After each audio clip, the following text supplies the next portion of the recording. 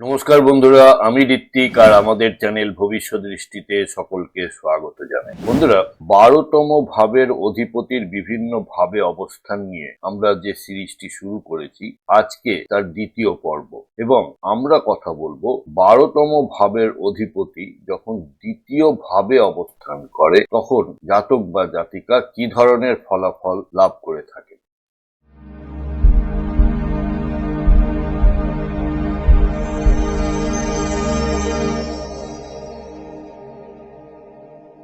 বন্ধুরা, আপনারা যারা যারা আমার চ্যানেলটি অলরেডি সাবস্ক্রাইব করেছেন তাদেরকে জানাই আমার অসংখ্য ধন্যবাদ ও কৃতজ্ঞতা। যারা এখনো সাবস্ক্রাইব করেননি তাদের কাছে আমার বিনীত আবেদন, চ্যানেলটি সাবস্ক্রাইব করুন এবং পাশে থাকুন।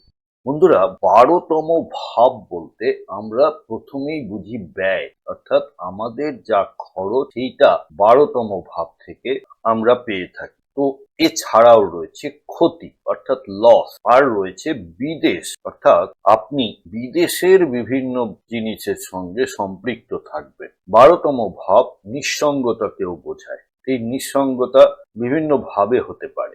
এক হলো যে আপনি আধ্যাত্মিকতার মাধ্যমে নিঃসঙ্গ হতে পারেন, আপনি কোনোভাবে অসুস্থ হয়ে দুর্ঘটনায় পড়ে হাসপাতালে দীর্ঘ সময় বা কিছু সময় কাটাতে পারেন নিঃসঙ্গ ভাবে, বা আপনি কোনোভাবে জেল বা সংশোধনাগারে আপনাকে কাটাতে হতে পারে। তো এই নিঃসঙ্গতার এইভাবেই আমরা ব্যাখ্যা করে থাকি। এছাড়া রয়েছে আধ্যাত্মিকতা, আর হলো গোপন বিষয়, গোপন যা কিছু সেইগুলো আমরা এই 12তম ভাব থেকে পেয়ে থাকি। 12তম ভাব থেকে আমরা আরেকটা খুব ইম্পর্টেন্ট জিনিস পাই, সেটা হলো মোক্ষ বা মোক্ষ লাভ। এই যে আমরা বলি না চতুর্বর্গাদি, ধর্ম, অর্থ, কাম, মোক্ষ, তো এই চতুর্বর্গাদির মধ্যে শেষে আসছে মোক্ষ।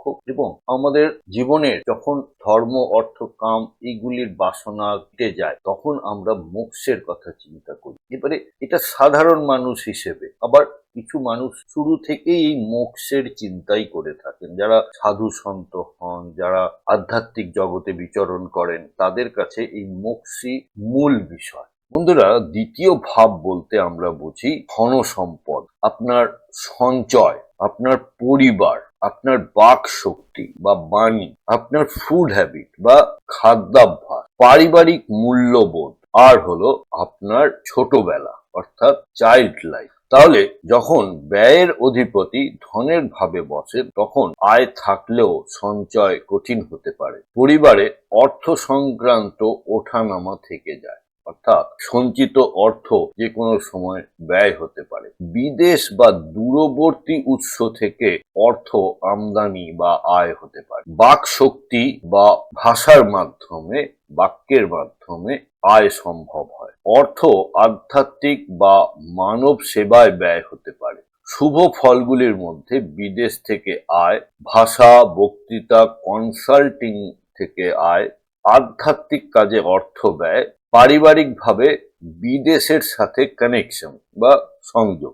গোপন সম্পদ আর অশুভ ফলগুলির মধ্যে সঞ্চয়ের অভাব, পরিবার থেকে অর্থের জন্য চাপ, অপ্রয়োজনীয় খরচ, খাদ্যাভ্যাসে অনিয়ম, ভুল বিনিয়োগ।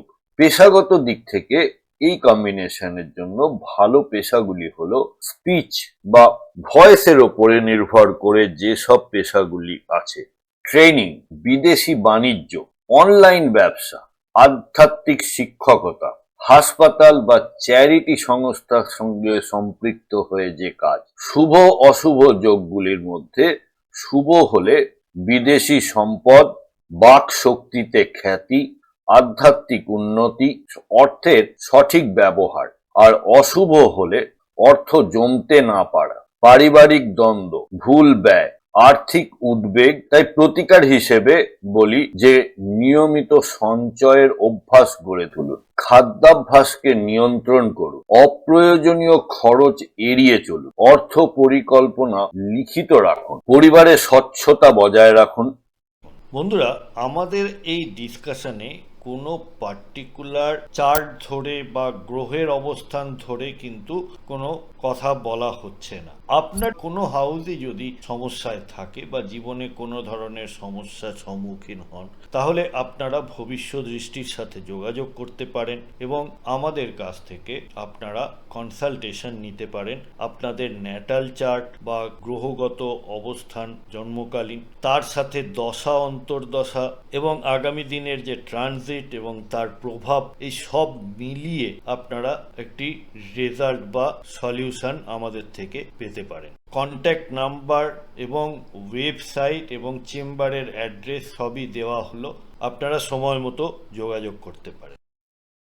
তাই শেষ করার আগে আর একবার, অর্থ শুধু জমা রাখার জন্য নয়, সঠিক ব্যবহারের জন্য। বিদেশ ও বাক শক্তি জীবনে বড় ভূমিকা নিতে পারে। সঞ্চয়ে সচেতন না হলে আয় হারিয়ে যেতে পারে। বন্ধুরা, যদি ভিডিওটা আপনাদের ভালো লেগে থাকে তাহলে অবশ্যই লাইক, কমেন্ট, শেয়ার করবেন। সাবস্ক্রাইব না করে থাকলে আবারও আবেদন করছি, সাবস্ক্রাইব করুন। সাথে থাকার জন্য অনেক ধন্যবাদ।